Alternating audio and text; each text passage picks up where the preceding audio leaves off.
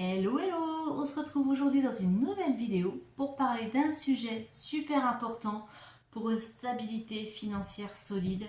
On va parler des fonds d'urgence budgétaire ou tout simplement du fonds d'urgence. Donc restez avec moi jusqu'à la fin pour découvrir pourquoi c'est essentiel et comment vous pouvez le construire.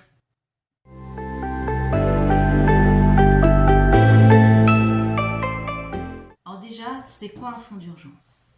Eh ben, c'est une somme d'argent que vous allez mettre de côté pour faire face aux imprévus ou à des situations d'urgence, comme par exemple des frais médicaux, des réparations sur la voiture, un électroménager qui lâche, ou alors une perte d'emploi. Voilà. Donc c'est un filet de sécurité financier et puis bah, sa puissance réside dans la tranquillité d'esprit qu'il peut vous apporter, tout simplement. Alors pourquoi est-ce que c'est important d'avoir un fonds d'urgence? Eh bien, ça vous protège des imprévus sans avoir à recourir à des dettes, à des crédits, ou alors à creuser votre découvert, tout simplement. Alors si votre voiture est tombée en panne, si vous avez perdu votre emploi, ou comme je le disais, un appareil électroménager qui tombe en panne que vous ne pouvez pas réparer et qu'il faut changer, eh bien voilà, vous avez ce fonds d'urgence pour faire face à toutes ces situations. Et puis du coup, ça vous offre une tranquillité d'esprit parce que vous savez que vous avez cet argent qui est là quelque part en cas de pépin. Il est là, il est disponible et vous n'aurez pas besoin de faire appel à un crédit ou de devoir emprunter de l'argent ou de ne rien pour faire tout simplement. Comment on construit ce fonds d'urgence?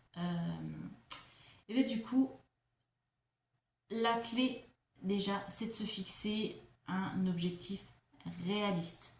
C'est de commencer petit à petit et de le faire grossir au fur et à mesure.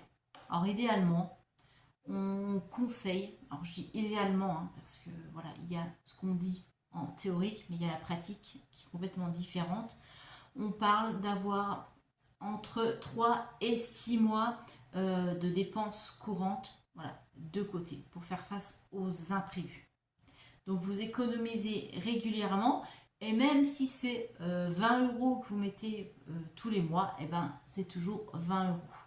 Et puis l'idéal, moi je dis toujours, c'est de prévoir un virement permanent de votre compte courant en début de mois qui va sur un livret.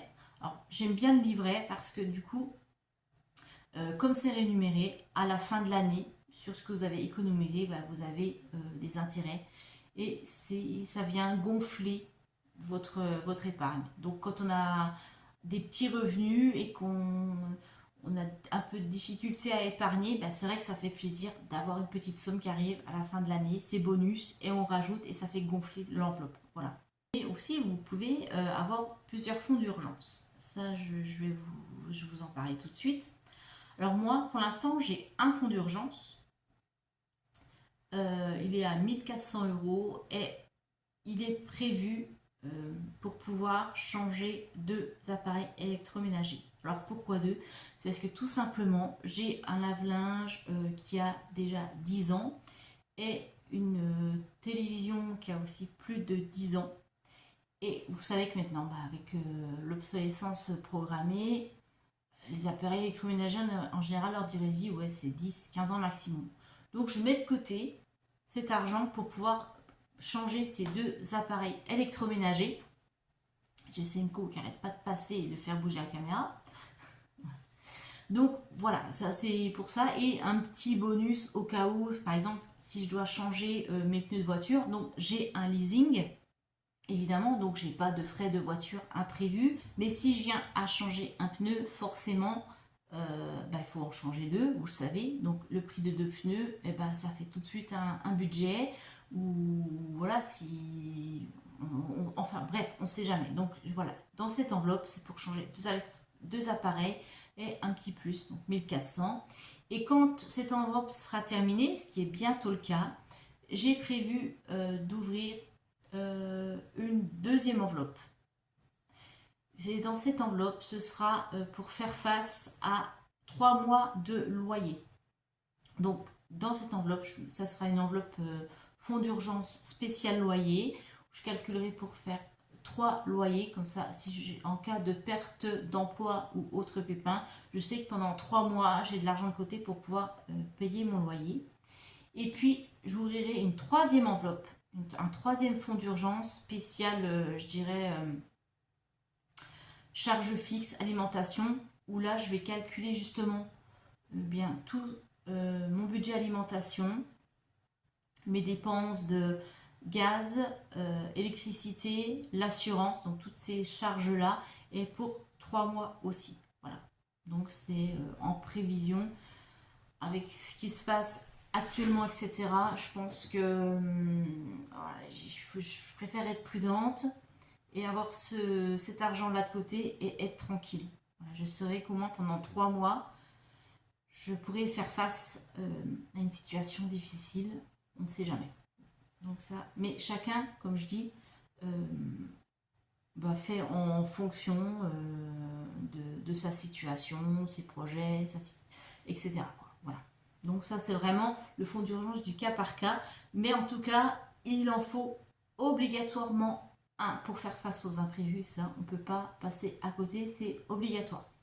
Alors, je vais vous donner quelques conseils pour bien gérer votre fonds d'urgence. Alors déjà, il faut le réévaluer régulièrement.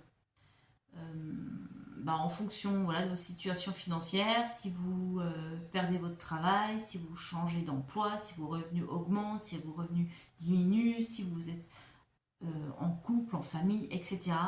Il faut leur modifier en fonction aussi, comme je disais, de l'âge de vos appareils électroménagers ou de votre voiture, etc. Donc il faut vraiment le réévaluer périodiquement et puis faire bouger le montant dont vous aurez besoin en fonction des périodes de votre vie. Voilà. Et puis rappelez-vous, important, le fonds d'urgence n'est pas destiné aux achats impulsifs. C'est pas parce que vous avez craqué sur un sac de luxe ou je sais pas, sur n'importe quoi, c'est pas parce que vous avez craqué que vous allez piocher dans ce fonds d'urgence. Non, le fonds d'urgence, c'est vraiment pour les gros pépins. C'est tout. Parce que si vous craquez sur un achat impulsif, si le lendemain vous avez un gros pépin, cet argent il n'est plus dispo. Voilà. Donc c'est ça. Le fonds d'urgence, c'est pour les urgences et pas autre chose.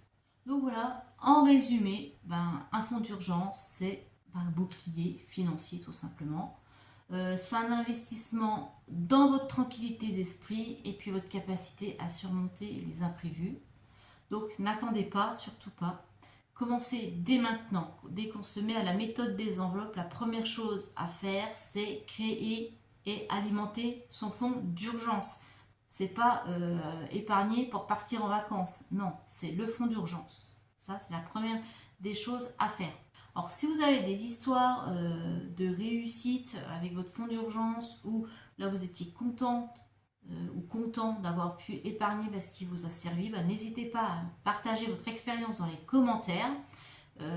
N'oubliez pas non plus de liker, de partager et de vous abonner si cette vidéo vous a plu. Et puis pour aller plus loin, je vous invite à regarder ma vidéo budgeting, économiser sans être radin. Voilà, à tout de suite.